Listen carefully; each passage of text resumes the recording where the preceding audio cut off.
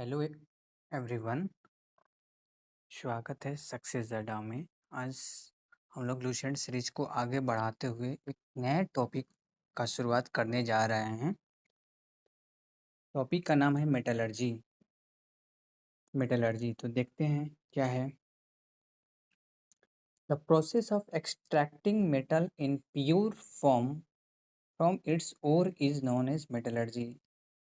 कहता है कि the process of extracting metal मतलब मेटल को एक्सट्रैक्ट करने का एक प्रोसेस उसकी प्योर फॉर्म में शुद्धतम रूप में फ्रॉम इट्स ओर से क्या कहलाता है, उसको मेटलर्जी कहते हैं।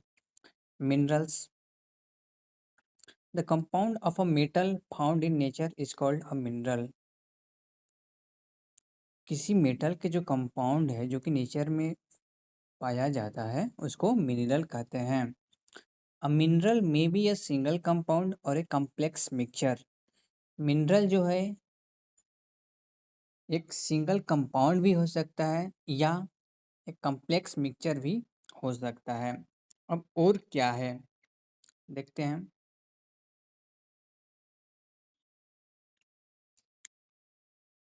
Those minerals from which metal can be economically and easily extracted are called ores। वैसे मिनरल्स जिनसे मेटल जो है वो बहुत ही इकोनॉमिक तरीके से और आसानी से एक्सट्रैक्ट किया जा सके उसको और कहेंगे। All ores are minerals but all minerals are not ores. इसको ध्यान में रखेंगे कि जितने भी ओर्स हैं वो मिनरल होते हैं, वो खनिज होते हैं, लेकिन सारे जो खनिज है वो और अर्थात अयस्क नहीं होते हैं। अब अगला टर्म है कि गैंग और मैट्रिक्स। इसका दूसरा नाम है matrix. The ore is generally associated with earthy impurities like sand, rock, and limestone, known as gang और मैट्रिक्स। कह रहा है कि जो ओर है उसमें कुछ इम्प्यूरिटीज, कुछ अशुद्धियाँ होती हैं, जैसे सैंड, रॉक्स या लाइमस्टोन, ये सारे उसमें इम्प्यूरिटीज रहती है। उसी को हम लोग गैंग या मैट्रिक्स कहते हैं। अब अगला है फ्लक्स। फ्लक्स क्या है भैया? A substance added to ore to remove impurities is called a flux। मतलब एक ऐसे सब्सटेंस जो कि ओर में मिलाया जाए, क्या करने के लिए? तो इम्प्यूरिटीज को हटाने के लिए, जो भी इम्प्यूरिटीज है उसको हटाने के लिए जो सब्सटेंस का एडिशन किया जाए उसको फ्लक्स कहेंगे। अब फ्लक्स भी दो तरह के होता है, एक एसिडिक फ्लक्स और दूसरा basic flux. Acidic flux is added to remove basic impurity. कह रहा है कि जब भी बेसिक इम्प्यूरिटी रहेगा किसी भी ओर में, तब उसमें एसिडिक फ्लक्स का एडिशन किया जाता है, उसमें मिलाया जाता है। ठीक है, जैसे एग्जांपल की बात करें तो SiO2 ये क्या है? Silicon oxide. ये एक एसिडिक फ्लक्स है इसमें। ठीक है, इसको ऐड किया गया FeO में तो क्या मिलेगा? FeSiO3 ferrous silicate. अर्थात बेसिक इम्प्यूरिटी जो है FeO, उसमें क्या मिला गया? Acidic flux. ठीक है, अब अगला है basic flux is added to remove acidic impurity. जब एसिडिक इम्प्यूरिटी रहेगा तो उसमें बेसिक फ्लक्स मिलाएंगे। एग्जाम्पल में हो जाएगा आपका CaCO3, कैल्शियम कार्बोनेट में SiO2 मिलाएंगे तो CaSiO3 प्लस CO2 बनेगा। अब अगला है टर्म स्लैग। एक टर्म आता है स्लैग। तो स्लैग क्या है? Combination of gang and flux in ores forms a fusible material which is called a slag. वही दोनों का जो कॉम्बिनेशन होता है, ठीक है, combination of gang with flux, flux के साथ जो इसका कॉम्बिनेशन होता है वो स्लैग कहलाता है। गैंग प्लस फ्लक्स ये मिल करके स्लैग दे दिया। अब अगला है concentration. The process of removal of gangue from the ore is known as concentration of ore. मतलब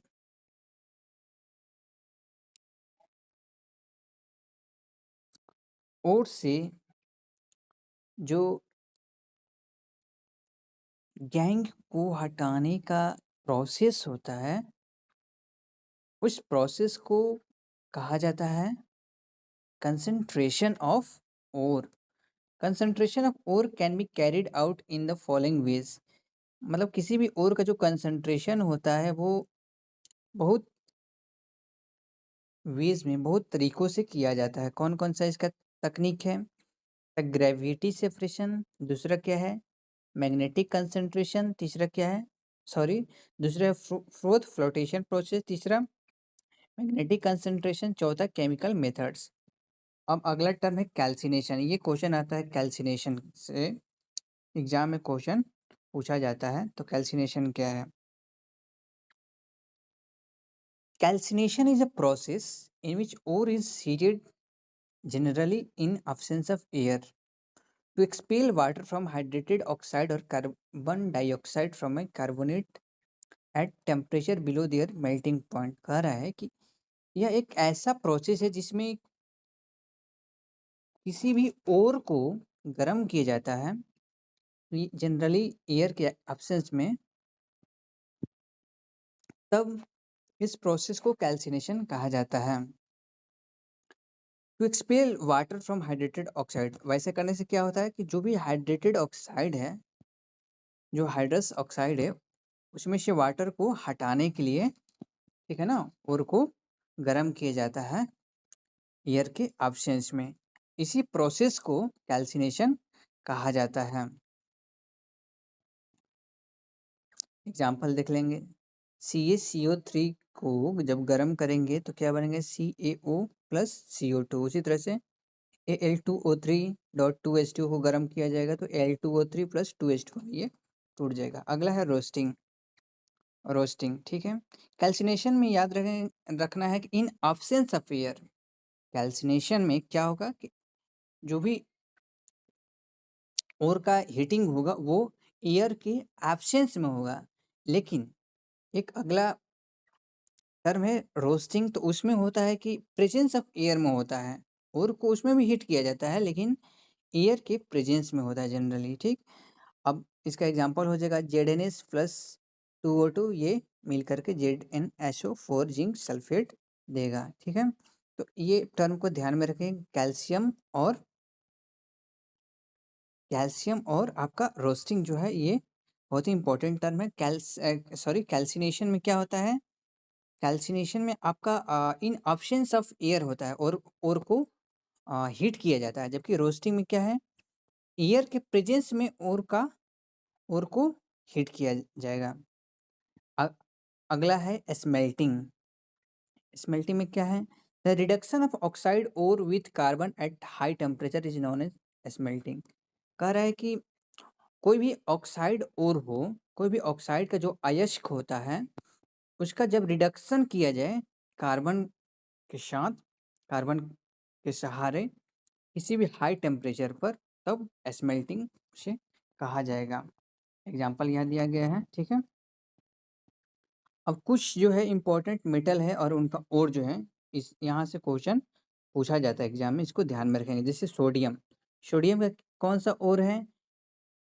chilli saltpetre, trona, borax, common salt, ये जो है सोडियम का और है। इसका जो केमिकल फार्मूला है चिली साल्ट पीटर का Na NO3, ट्रोना का Na2CO3, मतलब इसमें ये आ जाएगा। बोरेक्स, बोरेक्स पूछता है Na2B4O7.10H2O, कॉमन साल्ट तो मालूम ही है। अब अगला है एल्युमिनियम। एल्युमिनियम का क्या है भैया? तो इसका बॉक्साइट, कोरंडम, फेल्सफर, क्रायोलाइट, एल्यूनाइट, कायोलिन, ठीक है। ये एल्युमिनियम के अयस्क है। इसमें से 2-3 इंपॉर्टेंट है, जैसे बॉक्साइट पूछा जाता है, कोरंडम पूछा जाता है, फेल्सफर पूछा जाता है, क्रायोलाइट पूछा जाता है। ये 3-4 इम्पोर्टेंट है, ध्यान में रखेंगे। बॉक्साइट का ध्यान में रखेंगे, ठीक है ना। अब अगला है पोटाशियम। पोटाशियम का क्या हो जाएगा? पोटाशियम में ये इम्पोर्टेंट कार्नेलाइट। कार्नेलाइट किसका अयस्क है? पोटाशियम का। अब मैग्नीशियम का देखते हैं। मैग्नीशियम का जो इम्पोर्टेंट है और वो है डोलोमाइट। डोलोमाइट पूछा जाता है एग्जाम में। डोलोमाइट किसका अयस्क है, किसका और है? तो मैग्नीशियम, ध्यान में रखेंगे। इप्सॉम साल्ट, ये भी मैग्नीशियम का और है। कार्नेलाइट, ये 3 ध्यान रखेंगे। अगला है कैल्शियम। कैल्शियम का कौन सा और है? डोलोमाइट, कैल्साइट, जिप्सम, फ्यूल्सफर, एस्बेस्टस, ध्यान में रखेंगे। जिप्सम, जिप्सम CsF4.2H2O, ध्यान में इसको भी रखेंगे। एस्ट्रोंटियम, एस्ट्रोंटियम का ये 2 अयस्क हुआ, ये नहीं आता एस्ट्रोंटियम का कभी। कॉपर, कॉपर का आता है, ध्यान में रखेंगे। कॉपर क्या है? क्यूप्राइट है, कॉपर ग्लास है, कॉपर पाइराइट है। ये तीनों इंपॉर्टेंट हैं। कॉपर का क्या हो जाएगा? Cuprite, copper glass, copper pyrite, ठीक। क्यूप्राइट का formula Cu2O, copper glass Cu2S, copper pyrite CuFeS2।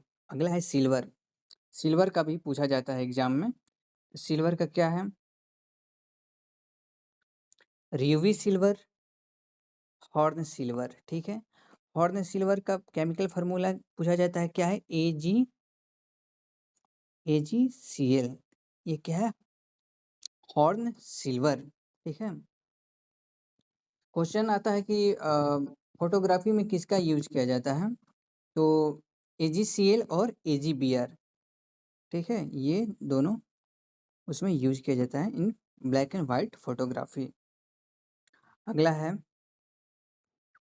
Gold.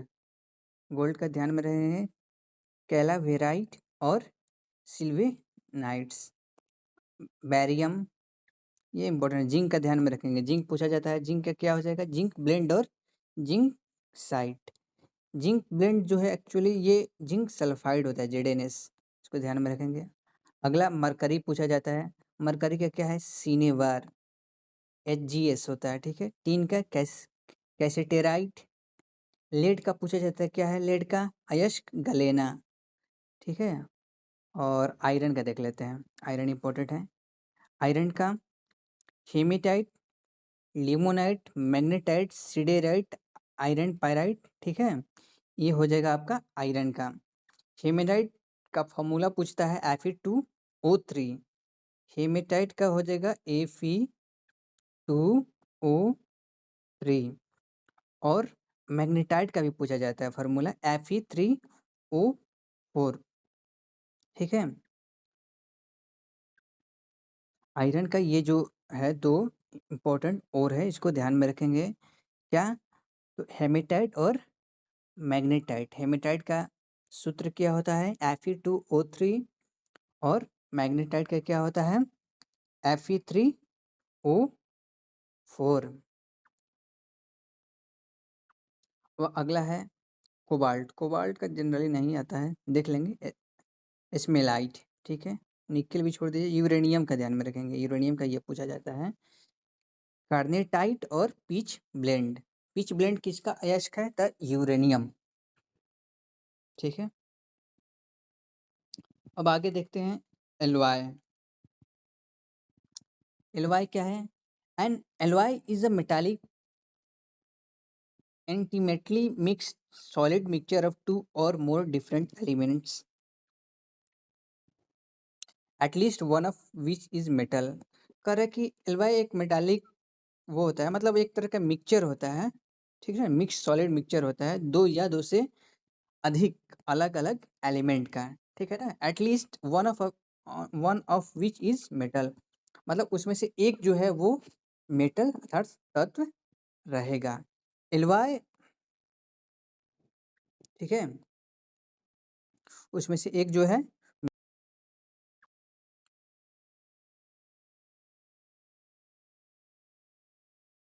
alloys are homogeneous in molten state but they may be homogeneous और heterogeneous in solid state। वही कि ये जो मोल्टन स्टेट में है, molten state में ये होमोजीनियस होता है, जबकि सॉलिड स्टेट में ये दोनों में से कोई भी हो सकता है। अब यहाँ से क्वेश्चन पूछा, इसमें से जो इम्पोर्टेंट है उसको देख लेते हैं। पूछा जाता है कि एलवाई जो है वो उसमें कंपोजिशन क्या है, किस किस मेटल से मिलकर बना है, कौन सा एलिमेंट है उसमें मौजूद, देखते हैं। जैसे ब्रास ब्रास ब्रास का जो है कंपोजिशन Cu और जिंक होता है। Cu 70% और जिंक जो है वो 30%। ब्रॉन्ज कॉपर और टीन से बना है, कॉपर 90% और टीन 10%। जर्मन सिल्वर, ये क्वेश्चन पूछा था जर्मन सिल्वर में क्या क्या रहता है, और ऑप्शन में दे देगा सिल्वर। ले, लेकिन हम लोग कंफ्यूज देके सिल्वर मार देते हैं, लेकिन उसमें सिल्वर नहीं रहता है, इसको ध्यान में रखेंगे। जर्मन सिल्वर में सिल्वर नहीं रहता है, क्या रहेगा, कॉपर जिंक और निकेल। याद रखेंगे, कॉपर जिंक और निकेल, कॉपर जिंक और निकेल। कूजनी, लिखे कूजनी, जर्मन सिल्वर। ठीक है, इसमें सिल्वर नहीं रहता है उस, लेकिन ऑप्शन में सिल्वर जरूर देगा कंफ्यूज करने के लिए। अगला है रोल गोल्ड। रोल गोल्ड में Cu+Al गन मेटल आता है। गन मेटल में क्या है, Cu अर्थात कॉपर, Sn टीन, जिंक और Pb। Pb क्या है, लेड है। जो इम्पोर्टेंट उसको देख देख लेते हैं। डच मेटल, डच मेटल में क्या है, कॉपर और zinc, Cu and Zn। Soldier, soldier Pb+Sn अर्थात लेड और टीन का जो मिक्सचर होता है उसको शोल्डर कहते हैं। अगला है टाइप मेटल, इसमें Sn, Pb और Sb। Bell metal, bell metal में Cu+Sn। स्टेनलेस स्टील आता है। स्टेनलेस स्टील में क्या क्या रहता है, आयरन रहता है, क्रोमियम रहता है, निकेल रहता है और कार्बन थोड़ी मात्रा में रहता है, 0.05%। ठीक है, निकेल स्टील में क्या रहता है, Fe अर्थात आयरन और निकेल। एक टर्म पूछा जाता है, एमलगम क्या है, एमलगम क्या है। N alloy in which one of the component metals is mercury. एक ऐसा एलॉय जिसमें एक कंपोनेंट जो है वो मरकरी होना चाहिए, मतलब उसमें नेसेसरीली मरकरी रहता है, मतलब मरकरी रहता है। ठीक है, किसी भी एलवाई में, मतलब वो कोई भी एलवाई वो डिफरेंट डिफरेंट कंपोनेंट से बना होगा, लेकिन उसमें निश्चित रूप से मरकरी रहे, तब उसको एमलगम कहेंगे। In alloys, the chemical properties of the component elements are retained, but certain physical properties are improved। मतलब एमलगम में क्या होता है, एमलगम में केमिकल प्रॉपर्टीज जो है वो कंपोनेंट का वो रिटेन, उसको मतलब जस का तस वो होता है, but certain physical properties are improve, लेकिन कुछ जो है फिजिकल प्रॉपर्टीज है वो इम्प्रूव पहले से मतलब बेहतर हो जाता है एमलगम में। अब देखते हैं फेरस ऑक्साइड। एक होता है इक, ठीक है, इसको ध्यान में रखेंगे। आयरन जो है वो वेरिएबल ऑक्सीडेशन स्टेट शो करता है। ठीक है, आयरन जो है वेरिएबल ऑक्सीडेशन स्टेट शो करता है। एक होता है इक, एक होता है अस, मतलब एक फेरिक होता है, एक फेरस होता है। फेरिक कब होता है और फेरस कब होता है, ठीक, इसको ध्यान में रखेंगे। तो फेरस ऑक्साइड FeO को कहते हैं, ठीक है ना, FeO को फेरस ऑक्साइड कहते हैं। ठीक, और फेरिक ऑक्साइड को क्या कहते हैं, Fe3O4। ठीक है, जिसमें आयरन जो है एक रहेगा, ठीक है, ये जो है FeO, तब उसको फेरस कहेंगे और Fe3O4 को फेरिक कहेंगे। अब इसका यूज देखते हैं। फेरस ऑक्साइड को किसमें यूज किया जाता है? इन green glass ferrous salt. Green glass में या फेरस साल्ट में इसका यूज किया जाता है। फेरिक का कहाँ यूज होता है? In electroplating of ornaments and formation of ferric salt. मतलब किसी भी ऑर्नामेंट्स के इलेक्ट्रोप्लेटिंग में और फेरिक साल्ट के फॉर्मेशन में। Ferrous sulphate. फेरस सल्फेट क्या है? FeSO4 7H2O। इसको कहते हैं, फेरस सल्फेट को ग्रीन विट्रियोल कहते हैं। ग्रीन विट्रियोल कहते हैं, ध्यान में रखेंगे।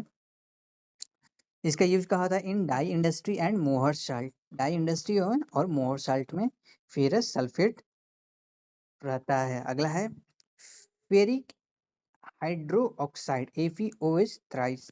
इसका यूज कहाँ होता है? In laboratory reagent and in making medicine. वही लैब में इसका इस्तेमाल होता है लेबोरेटरी रिएजेंट के रूप में and in making medicine, medicine बनाने में। आयोडीन I2, इसका यूज कहाँ होता है? एज एंटीसेप्टिक, एंटीसेप्टिक के रूप में। दूसरा in making tincture of iodine, tincture of iodine बनाने में I2 का इस्तेमाल होता है। ब्रोमीन देखते हैं। Bromine Br2 in dye industry, dye industry में यूज होता है as laboratory reagent, laboratory reagent के रूप में। क्लोरीन देखते हैं Cl2 in the formation of mustard oil, mustard gas के फॉर्मेशन में। दूसरा bleaching powder, bleaching powder CaO, CaOCl2, ठीक है ना। हेलोजन फैमिली में क्या क्या आता है? हेलोजन फैमिली में क्या क्या आता है? तो फिर कल बाहर आई आंटी, इसको ध्यान में रखेंगे, ठीक है। सॉरी, Fe नहीं होगा, F होगा। Fluorine, chlorine, bromine, iodine, astatine, ये है हैलोजन फैमिली, 17वां ग्रुप, ठीक है। इसको ध्यान में रखेंगे। अगला है HCl। HCl कहाँ यूज होता है? इन द फॉर्मेशन ऑफ एक्यूरेजिया, एक्यूरेजिया के फॉर्मेशन में HCl यूज होता है। एक्यूरेजिया क्या है? तो 3 पार्ट HCl रहेगा और 1 पार्ट HNO3 रहेगा, ठीक है। एक्यूरेजिया में आपका गोल्ड जो है वो डिजल्व हो जाता है। सल्फ्यूरिक एसिड H2SO4, इसका इस्तेमाल कहाँ होता है? एज ए रिएजेंट, रिएजेंट के रूप में in the purification of petroleum, petroleum के प्यूरिफिकेशन में, शुद्धिकरण में। In lead storage battery, lead storage battery में क्या होता है? कौन सा एसिड होता है? ये पूछा जाता है परीक्षा में, तो आपका हो जाएगा H2SO4। अब देखते हैं सल्फर डाई ऑक्साइड SO2, ठीक। एज ऑक्सीडेंट्स एंड रिडक्टेंट्स, वही ऑक्सीडेंट्स और रिडक्टेंट्स के रूप में इस्तेमाल किए जाते हैं। As bleaching agent, bleaching agent में भी इस्तेमाल होता है। हाइड्रोजन सल्फाइड देखते हैं H2S in qualitative analysis of basic radical, ये इंपॉर्टेंट है, इसको छोड़ दीजिए। बेसिक रेडिकल के मतलब क्वालिटेटिव एनालिसिस जब होता है तब H2S का इस्तेमाल होता है। सल्फर, सल्फर कहाँ यूज होता है? वल्कनाइजेशन ऑफ रबड़, हमने पहले पढ़ा था पहले वाले टॉपिक में। रबड़ के वल्कनाइजेशन में सल्फर इस्तेमाल होता है। गन पाउडर में भी इस्तेमाल होता है। अमोनिया, अमोनिया जो है NH3, इसका इस्तेमाल कहाँ होता है? As reagent in ice factory, ice factory में रिएजेंट के रूप में। Phosphorus, phosphorus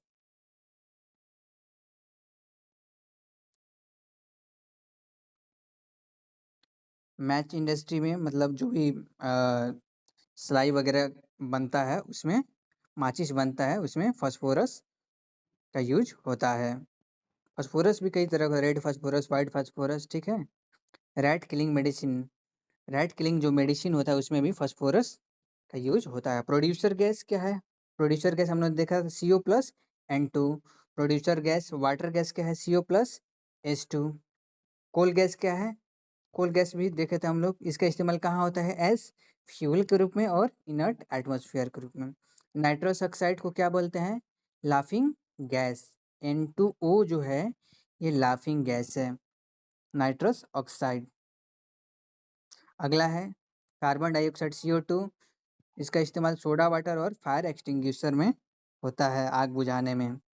carbon monoxide CO, इसका इस्तेमाल फॉजिन गैस में होता है CuOCl2। ग्रेफाइट कहाँ यूज होता है? एज इलेक्ट्रोड्स के रूप में यूज होता है। डायमंड चलिए आगे बढ़ते हैं। एलम का जो है सूत्र K2SO4Al2SO4 थ्राइस डॉट 24H2O। अब इसमें जो इम्पोर्टेंट है वो देख लेते हैं।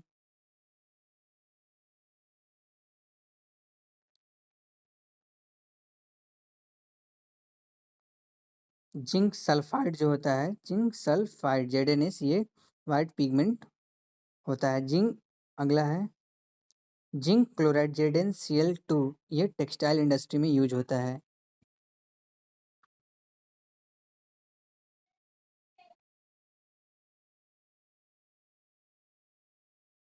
प्लास्टर ऑफ पेरिस स्टैचू को बनाने में या सर्जरी में इस्तेमाल होता है। CaSO4 2H2O। Calcium carbonate CaCO3 lime और टूथपेस्ट में यूज होता है। कॉपर सल्फेट को कहते हैं ब्लू विट्रियोल, ध्यान में रखेंगे। ब्लू विट्रियोल को कॉपर सल्फेट बोला जाता है, मतलब कॉपर सल्फेट को ब्लू विट्रियोल के नाम से भी जाना जाता है। अगला है क्यूप्रिक ऑक्साइड CuO, इसका इस्तेमाल पेट्रोलियम की प्यूरिफिकेशन में होता है। क्यूप्रस ऑक्साइड पेस्टिसाइड के रूप में। कॉपर इलेक्ट्रिकल वायर के रूप में कॉपर इस्तेमाल होता है। इलेक्ट्रिकल वायर में कॉपर का इस्तेमाल होता है। सोडियम नाइट्रेट NaNO3 फर्टिलाइजर में इसका यूज होता है। हैवी वाटर देखिए, हाइड्रोजन पर ऑक्साइड पूछता है, इसका इस्तेमाल जो है H2O2 ऑक्सीडेंट और रिडक्टेंट। जैसे ऑक्सीजन जो है, ऑक्सीजन का डिफरेंट ऑक्सीडेशन स्टेट होता है, एक तो -2 होता है, एक -1 होता है और एक 1/2 होता है, ठीक है ना। तो ये हाइड्रोजन पर ऑक्साइड जो है इसका इस्तेमाल ऑक्सीडेंट और रिडक्टेंट के रूप में होता है। Heavy water D2O, heavy water D2O nuclear reactor में इसका इस्तेमाल होता है। लिक्विड हाइड्रोजन पूछा जाता है, लिक्विड हाइड्रोजन कहाँ इसका यूज होता है? तो रॉकेट फ्यूल में लिक्विड हाइड्रोजन का यूज होता है। इस तरह से आज हमने ये टॉपिक को समाप्त किया। एक तो LY देखें और उसके बाद मेटलर्जी देखें कंबाइंड। तो समाप्त करते हैं यहीं पर इस टॉपिक को। मिलते हैं अगले टॉपिक में, तब तक के लिए थैंक यू।